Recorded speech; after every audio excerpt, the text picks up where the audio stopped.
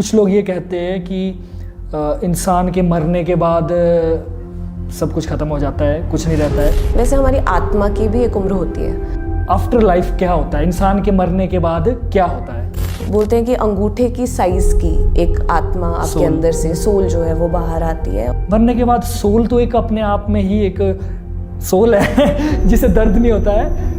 हाँ, मतलब physical body छोड़ के जा रहे हो, उसको फिजिकल पेन कैसे हो सकता है फिर? कि आत्मा है, आत्मा को भी दर्द होता है। तो मेरे साथ भी कई बार ऐसा हो कि सपना आया और सपने में किसी ने थप्पड़ मारा, झाड़। लाइफ जब इंसान अपने यहाँ मृत्युलोक में होता है तो मतलब इसमें ना बहुत सारी चीज़ें हैं। लोग कभी कुछ लोग ये कहते हैं कि इंसान के मरने के बाद सब कुछ खत्म हो जाता है, कुछ नहीं रहता है। किसी का ये कहना है कि इंसान जब मर जाता है तो कहीं ना कहीं आफ्टर लाइफ कुछ ना कुछ होता है ना। तो बहुत सारी थ्योरीज है और बहुत सारे माइंडसेट है। तो इसको थोड़ा सा आप क्लियर करो कि आफ्टर लाइफ क्या होता है, इंसान के मरने के बाद क्या होता है? तो देखो, मैं अगर अपनी बात करूँ तो मैं सोल लाइफ में बहुत बिलीव करती हूँ। अच्छा, है ना? क्योंकि आप भी देखोगे कि कई बार ना मुझे ऐसा लगता है कि जिस तरीके से हमारी फिजिकल एज की एक उम्र होती है ना, जैसे हम 30 साल के होते हैं, 20 साल के होते हैं, वैसे हमारी आत्मा की भी एक उम्र होती है। अच्छा, आत्मा की? मैं ये मानती हूँ क्योंकि मैं पुनर्जन्म और रिकार्नेशन में बिलीव करती हूँ। और आप देखो ये भी कभी ना 5 साल के किसी बच्चे से बात करना, वो इतनी इंटेलिजेंस से आपको जवाब देगा ना, और वहीं पे उसके पिता या दादाजी बैठे होंगे उसी सेम कमरे में जो 60 साल के होंगे या 30-32 साल के होंगे, तो उनका जो जवाब होगा बड़ा इमेच्योर होगा। आप बोलोगे यार इससे तो अच्छा ये बच्चा है, कितने अच्छे से जवाब होता है ना ये चीज़। तो वो जो लेवल ऑफ मैच्योरिटी है वो मुझे ऐसे लगता है कि शायद कहीं ना कहीं हम जो अपने पिछले जन्मों में काम करके आए हैं, अपने कर्म करके आए हैं, तो वो यहाँ पे आके जो है हम लोग फुलफिल करते हैं उनको। तो मुझे ऐसा लगता है सोल एज होती है एक।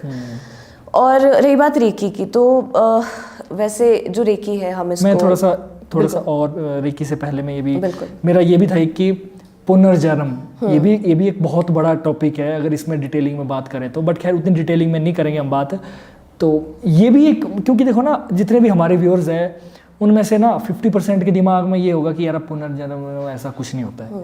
50% मानते होंगे कि पुनर्जन्म है, लेकिन क्या है कि लोग ना हर चीज़ को लॉजिक से ये करते कि यार इसका क्या प्रमाण है। तो खैर अब लॉजिक, हर चीज़ का लॉजिक देना तो ये भी पॉसिबल नहीं है, लेकिन सिर्फ इसी बात पर कि आपकी क्या राय है इसमें कि पुनर्जन्म क्या, डेथ के बाद क्या होता है? हाँ, डेथ के बाद क्या होता है एग्जैक्टली। ठीक है, तो एक पुराण है 18 पुराणों में से, गरुड़ पुराण। यस। हाँ, और ये मज़ेदार बात है, जो भी लोग कुल्लू के होंगे ना उनको पता होगा कि 10-13 जब होती है, 13 दिन होते हैं ना, जब डेथ के बाद, किसी की डेथ के बाद 13वीं नहीं 13 दिन जब पिंडदान होते हैं। हाँ। उस वक्त पे जितने भी पंडित होते हैं ना वो गरुड़ पुराण पढ़ के सुनाते हैं। हाँ। जो आपको बता रहे हैं कि लाइफ जो है आफ्टर डेथ क्या चीज़ें होती हैं, है ना। सो गरुड़ पुराण विष्णु जी और गरुड़ जो उनके वाहन थे उनका कॉन्वर्जेशन है। जैसे भगवत गीता अर्जुन जी और श्री कृष्ण जी के बीच का कॉन्वर्सेशन है ना। तो गरुड़ पुराण हमें बताता है कि जब किसी की डेथ होती है ना, तो उसमें लिखा गया है कि डेथ के बाद क्या क्या होता है, आपके जो कर्म फल हैं उनके बारे में भी ये कुछ चीज़ें उसमें मेंशन है। तो गरुड़ पुराण में कहा जाता है कि जब किसी इंसान की डेथ होती है ना, तो बोलते हैं कि अंगूठे की साइज़ की एक आत्मा आपके अंदर से, सोल जो है वो बाहर आती है, और जो भी आपके जन्मों के कर्म हैं, है ना, वो उसी को ही फेस करने होते हैं। सो वो जो आत्मा है, इमीडिएटली आफ्टर योर डेथ बोलते हैं कि आप एक हैवी स्टेट में पहुंच जाते हो, जहाँ पे ना आप कुछ कह सकते हो, ना आप हिल सकते हो, ना मतलब आप कुछ नहीं कर सकते हो, आप एक हैवी स्टेट में पहुंच जाते हो।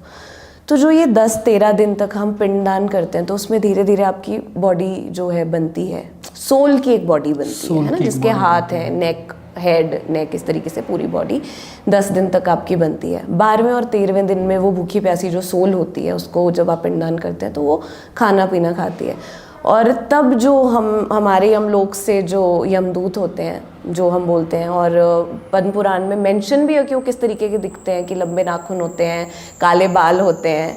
तो वो उन्हें लेने आते हैं। ये सारी चीजें लिखी हुई है ना? बिल्कुल लिखी हैं, बिल्कुल लिखी हैं। और वही है कि हम लोग ना जब किसी डेथ में, अब जो कुल्लू वाले ना वो गंगा पूजन में जाके खाना जरूर खा के आ जाते हैं, लेकिन वो कभी सुना नहीं होता है कि ये सब चीजें भी हैं। वो बताते हैं, जो कथा होती है, कथा बिल्कुल कथा होती है ना वो, हाँ वो कभी सुना नहीं अच्छे से, जिसने सुना होगा शायद वो एकदम से रिलेट करेगा। बिल्कुल बिल्कुल। और कहा जाता है कि पूरे 47 दिन तक की ये जर्नी है, जिसको 86,000 योजन का बताया गया है। मृत्युलोक यानी अर्थ से यमलोक तक का जो डिस्टेंस है वो 86,000 योजन का है। अच्छा। और जो एक योजन होता है वो लगभग 12.8 किलोमीटर, 13 किलोमीटर के आसपास का होता है। 13 किलोमीटर के आसपास। तो 47 दिन आपको लगते हैं वहाँ पहुँचने के लिए। और उस वक्त आप बोलते हैं कि यमदूत से आप माफ़िया मांगते हो कि जो भी हमने कर्म करे हैं, है ना, उनके लिए माफ़ी मांगते हो। और एक वैतरानी नाम की एक रिवर होती है, उसको हम क्रॉस करके यमलोक तक पहुंचते हैं। वहाँ हमारे जो कर्म है उनका हिसाब होता है। उसके हिसाब से कुछ लोग इसको बोलते हैं कि 16 जगहों पे आप जाते हैं, और कुछ लोग कहते हैं कि 21 जगहें हैं जो आपके कर्म के हिसाब से, जैसे अगर आपने अच्छा किया है तो बोलते हैं ना स्वर्गलोक मिलता है, नरकलोक मिलता है। और फिर अपने जो आपके जितने भी कर्म है उनको, उनका फल भोग के आप या तो वापस मृत्युलोक आ जाते हैं या मोक्ष प्राप्त करते हैं, जिसको हम निर्वाणा कहते हैं, है ना। तो अब मजेदार बात ये भी है कि अगर आप इनफेडिलिटी कर रहे हैं तो एक अलग जगह है जिसके हिसाब से आपको सजा मिलेगी। इनफेडिलिटी यानी अगर आप अपने पार्टनर से चीटिंग कर रहे हैं, अगर किसी की जमीन हड़प रहे हो उसके लिए अलग जगह मिलेगी, अगर तुम मांस मच्छी खा रहे हो तो उसके लिए एक अलग जगह मिलेगी जहाँ पे आपको उसके हिसाब से सजा मिलती है। एक मेरा सवाल है, सॉरी टू इंटरप्ट ना, पूछे। अब जैसे बोलते हैं कि बोलते क्या, सुना भी है कि जैसे इंसान का शरीर मरने के बाद तो नहीं रहा ना, सिर्फ सोल रही, तो सोल को तो मतलब किसी तरीके की कोई दर्द नहीं होती है। सोल एक मतलब किसी तरीके की ना दर्द होगी ना कोई पीड़ा होगी, इस तरीके का कुछ नहीं होगा। तो मरने के बाद फिर सोल को बोला जाता है कि यमराज ने गरम तेल की कढ़ाई में तला, और ये मैं उन्हीं 16 जगहों की बात कर रही हूँ, है ना। तो मेरा ये सवाल है, और मुझे लगता है सभी व्यूअर्स का भी होगा, कि मरने के बाद सोल तो एक अपने आप में ही एक सोल है जिसे दर्द नहीं होता है।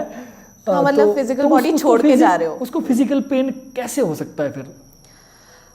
वेल ये ना सवाल मेरा खुद का भी था और मैं बहुत लोगों से सुनती भी हूँ। तो प्रेमानंद जी महाराज हैं, उनकी मैं एक वीडियो देख रही थी, तो उन्होंने ना बड़े मतलब प्यारे तरीके से इसका आंसर दिया है। तो वो कहते हैं कि जब तुम सपने में सोते हो ना, तो शरीर तो सोया होता है ना, कभी तुम्हारा दम घुट जाता है, कभी चोट लग जाती है, तो कितनी जोर से दर्द होता है। यस यस यस यस, मैं रिलेट कर पा रहा हूँ। ये जो सोल लाइफ है जो आपकी, जब आप यहाँ पे निकले हैं, तो ये जाहिर सी बात है कि आप फिजिकल बॉडी जब छोड़ के भी जा रहे हैं तो जो आपकी आत्मा है, आत्मा को भी दर्द होता है ना। तो ये सारी मैं अपना छोटा सा एक बात बताता हूँ, शायद पता नहीं बाकियों के साथ हुआ होगा नहीं होगा। सपना, जैसे सपना आता है ना, तो मेरे साथ भी कई बार ऐसा हो कि सपना आया और सपने में किसी ने थप्पड़ मारा झाट, और वो ना नींद में वो दर्द फील होता है। तो मैं इसलिए मैं आपकी बातों से रिलेट कर पाया, क्योंकि मुझे हुआ है ऐसा, सपने में अगर कहीं गिरा तो दर्द हुई, सपने में थप्पड़ पड़ा तो ऐसा पूरी ना बॉडी हिल जाती है। तो ये चीज़ तो मुझे लगता है जो लोग भ्रम में और बुरे काम कर रहे हैं इस वक्त, तो लोगों को समझ जाना चाहिए कि ऐसा नहीं है कि जब आप फिजिकल बॉडी छोड़ के चले जाएंगे तो, क्योंकि सबका मिथ ये है ना कि यार जो कुछ करना है इसी जिंदगी में करना है, मरने के बाद क्या देखा किसने, आगे की लाइफ होती भी नहीं है, होती है कि नहीं होती है ये उनका ही है। लेकिन इस बात से मुझे लगता है काफी लोगों को एक्सप्लेन हो गया होगा कि भैया देखो, ऐसा नहीं है कि इस दुनिया में मज़े करो, जो करना है करो, और मरने के बाद क्या है किसने देखा। तो भाई जो करना है करो, लेकिन मरने के बाद उस चीज़ का पूरा डाटा मिलेगा। बिल्कुल बिल्कुल, एक एक चीज़ का हिसाब होगा और दर्द भी होगी। जो सोचता ना कि शरीर चला गया तो अब क्या दर्द दिया, तो जो सज़ा मिलेगी उसमें दर्द भी होगा। बिल्कुल बिल्कुल, ये सही बात है।